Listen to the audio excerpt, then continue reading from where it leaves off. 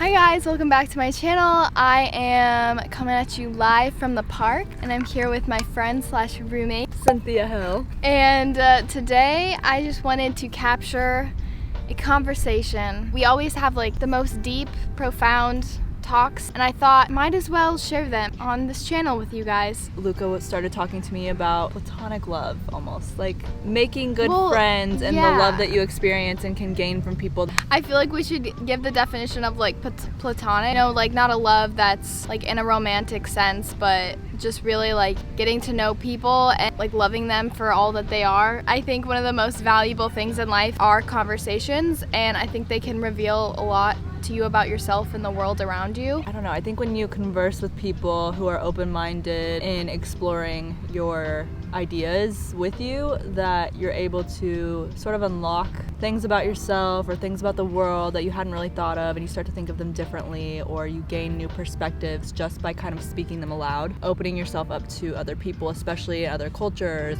For me, this is just a very personal example, but I have always been a more introverted person, and I've gotten better like each year, pushing past my fears of other people, and I never really understood the way that I could possibly come off to other people because I'm always so concerned about like what's going on in my head, and like I don't know, I've always just had like a fear of showing my true self like as soon as I meet someone. But having the experience of people accepting you for who you are when you're being yourself is like, it feels really good. I don't know. It's easy to get caught up in our own head about how we think other people perceive us in a given moment, and especially when it comes to like first impressions, sort of, because we just like overthink it, and then it's like you restrain from being yourself and you kind of put up this like mask. If you're just yourself, first of all, it makes things so much easier, and secondly, like people respond to that. People usually like whatever energy you give. Just being who you are authentically, it's easier for you, and it's easier for others to like accept and like that and like love that, because if you can be true to yourself, people feel comfortable, and like if you're more open with who you are,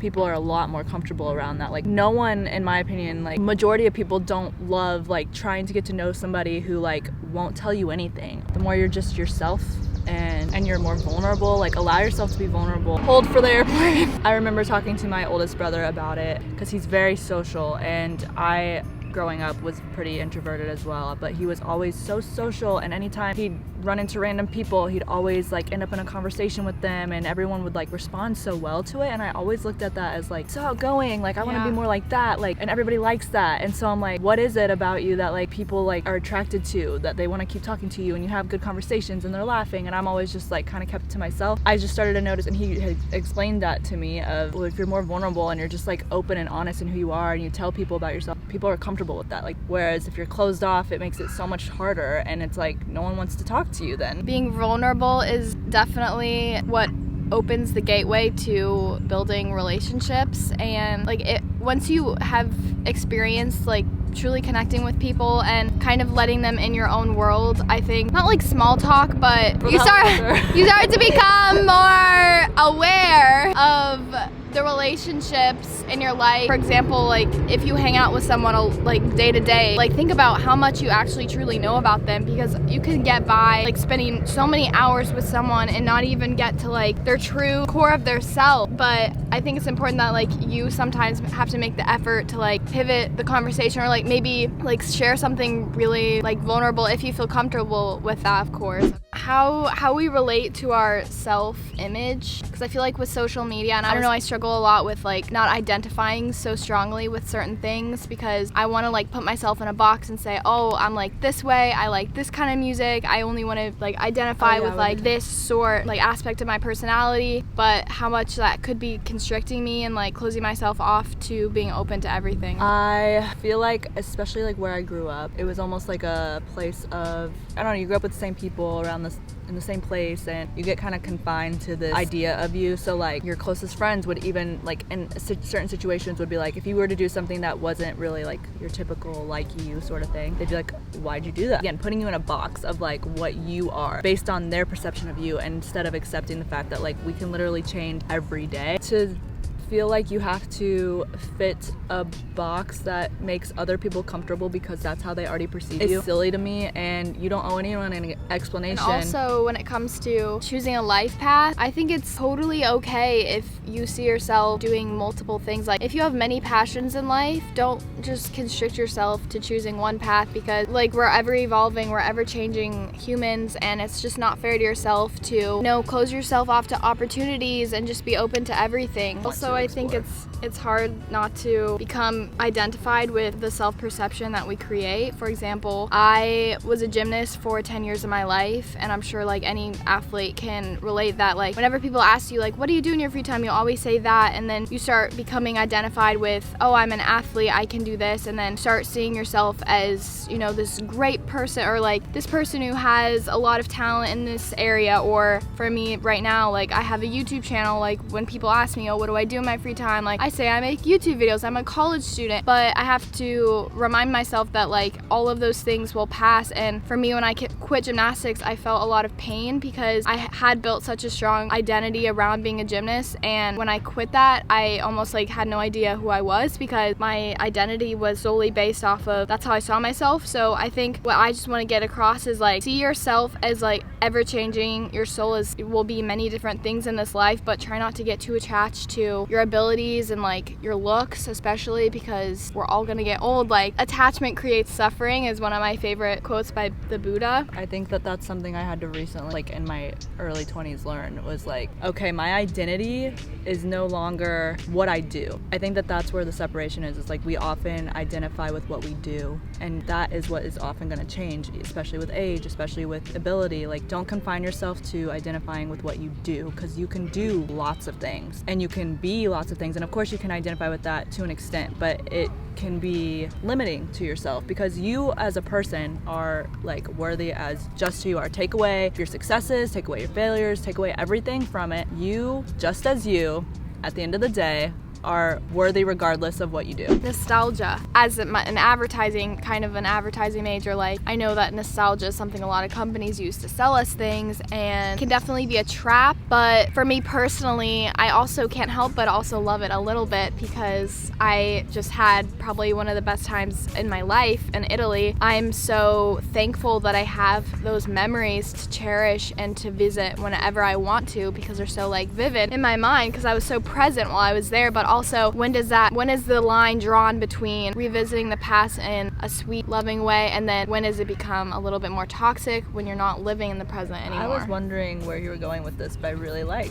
where you went with this. That is very important. Oh gosh, that's so hard. Hold on. I mean, I can start by saying, like, go ahead. I'm very spiritual, and a lot of the teachings that I follow are Eckhart Tolle, The Power of Now, and he basically says like anything that is not the present moment can turn into pain. Now, with that being said, like, planning your future is not spiritual, or like going back in your past reasonable amount of times. If you're not doing it every second of the day, of course it's not harmful, but it really can be, because you start romanticizing your past, and then that is when I think it becomes toxic, is when you start romanticizing your past more than your future, because it's taking away the magic of the present moment. We did like enneagrams. We talked a lot about enneagrams a few weeks ago, because we just found out that we're both number 4. And I think number 4 is like, we love feeling things, like we love emotions, and sometimes I can over like glorify emotions. Like, whenever it's a rainy day and I'm sad, like I will fully like give into that shit, like 100%. Like, I'll put on Lana Del Rey, just really like immerse myself in that feeling, and it can feel really good. But also, once you come back from it and you're like, oh dang, that's over, like that can be when it gets like toxic. So there's a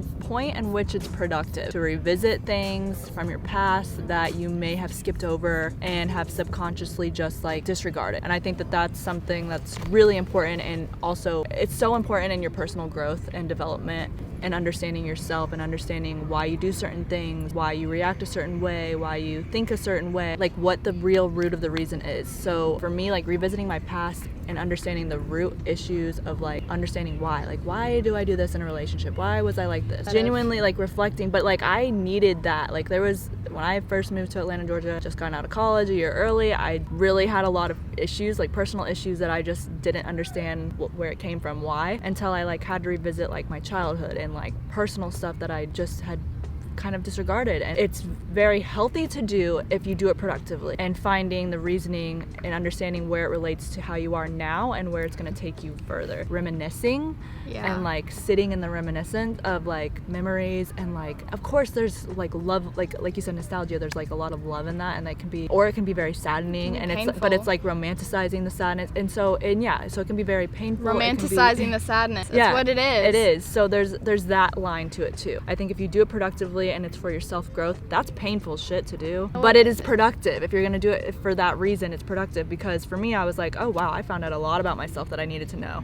and that changed me. But then there was also, I was getting like depressed and anxious because there was also some other things that I was going back to revisit that I was just sitting in to like sulk. That is like reflection and journaling. Like I think that's why journaling is so awesome, because you can very helpful. You can heal your past through that, but you have to listen to your intuition. How much like memories and the pain of those things, and almost romanticizing some of those things, can do in creating your own art. If like you're an artist, how much it really like helps. And it does, because I mean, if you think about music, film, art, any of it, like there is a lot of beauty that can come out of it if you're one of those people who expresses in that form. So just remember, you'll always have new experiences. New experiences will bring new perspectives. Yeah, like God doesn't shut doors, he just opens new ones. So if you find yourself stuck in the past, think there's gonna be new doors that are gonna open soon, and it's gonna be amazing. It's almost like we don't have the capacity to like hold everyone at the same time. I've noticed like, dang, there's a lot of people I do not want to have to lose. New people come in, and it's like, it's such a magical experience. Cindy said to me something that I will remember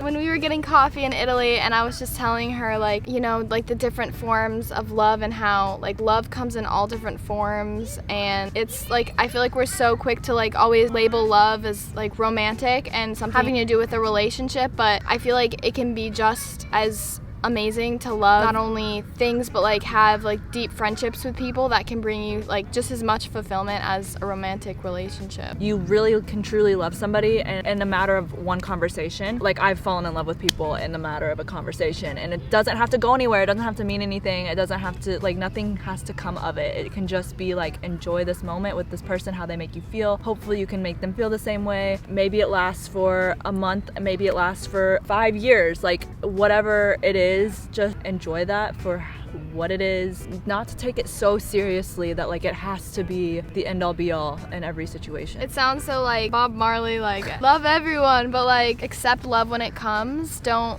try and search for it. I mean, I'm purely just talking in love in the sense of like a warm feeling in your heart, like when you just feel connected to a situation or to a place, like invite it in. And I think any emotion you can never force. Like you can't force happiness, you can't force love, you can't beg for these things in life. You can allow them to come to you, and when they do, just eat it up. Thank you so much for watching, and if you would like to comment down anything, like any thoughts you have, we are very open, and we would love to hear what you have to say about anything that we said. And also comment down below if this should become a series, and if there's something that you guys want us to talk about, because we just kind of were speaking about what we have talked about in our conversations, so that's all that came to mind. Maybe comment down below one thing that someone has taught you about yourself. Well, I love you guys very, very much. I hope you have a great rest of your day, and I'll see you in my next video. Bye.